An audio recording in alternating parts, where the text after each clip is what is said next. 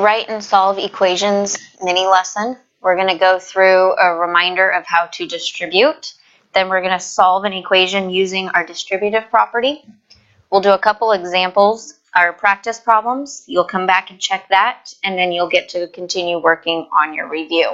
So let's practice distributive property.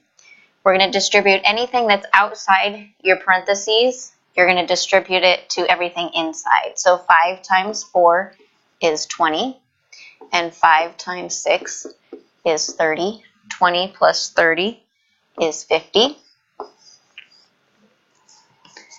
Number 2, notice here we have the negative in front of it, so you're going to distribute a negative 2 to everything on the inside. Negative 2 times x is negative 2x. Negative 2 times a negative 4 is a positive 8. Our third one, if you have a negative sign, but there's no number next to it, there's an imaginary 1. So we're going to distribute a negative 1 to inside. So we have negative x, and negative times a positive y is negative y.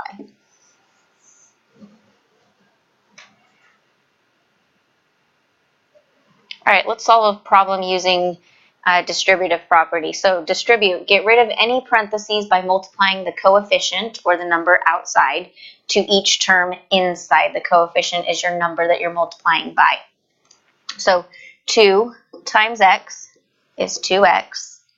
2 times 4 is 8. 8 times 3/4 x.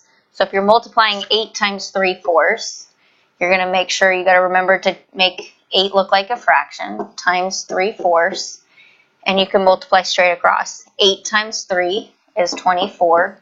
1 times 4 is 4. 24 divided by 4 is 6, and then add your variable back in.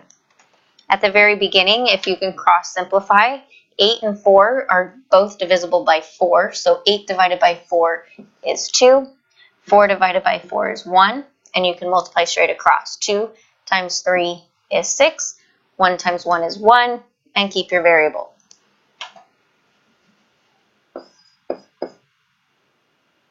Eight times a negative 2 is negative 16. We have distributed. Step 2, move variables to one side. At this point, you can decide which variable to move. It doesn't matter. I prefer to move the ones to keep a positive variable if possible. So here I'm going to subtract 2x from both sides. The positive 2x and negative 2x cancel. I'm going to bring down my 8.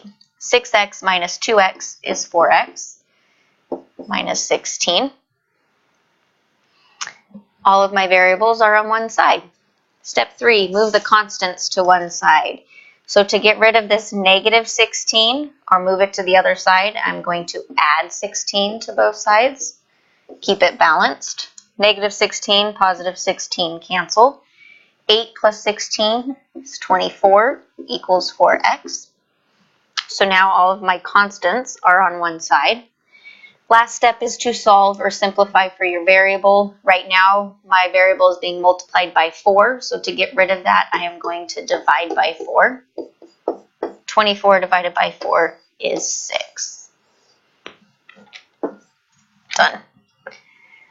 Okay, I want you to turn it over. There's 2 practice problems. When you're finished, come back to the video, plug in your answers, and then check your work.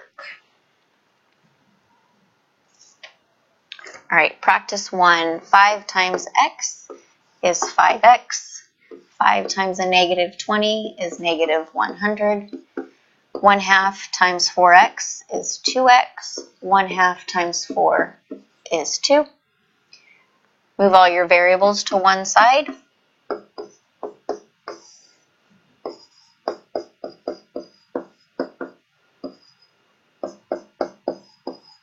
Move all your constants.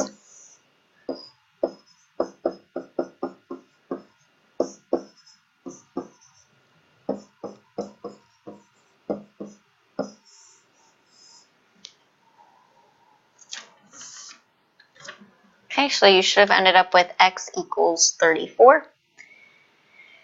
Number 2, Community gym charges a $50 membership fee and a $55 monthly fee. So we have a $50 membership plus $55 per month. Okay, and then we have workout gym charges $200 membership fee and a $45 monthly fee.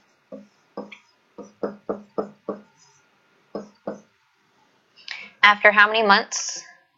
So our variable, how many months, our variable that we're solving for is X. Will the total amount of money paid to both gyms be the same? And second question, what will the amount be?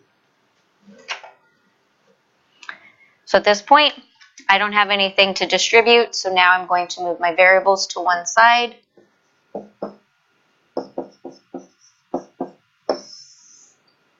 $45x and negative 45x cancel, and you have 50 plus 10x equals 200. Move the constants. 10x equals 150. Solve, divide by 10. X should equal 15, and 15 is your number of months. Second question asks you, what will the amount of money be? That's where you're substituting this back in for your X. It doesn't matter which one you solve, you're going to end up with the same answer. So 50 plus 55 times 15. 55 times 15 is 825. 825 plus 50 is $875. So at the end of 15 months, both companies will have ended up charging you $875. This goes in your ISN. Continue working on your review, and I will see you tomorrow.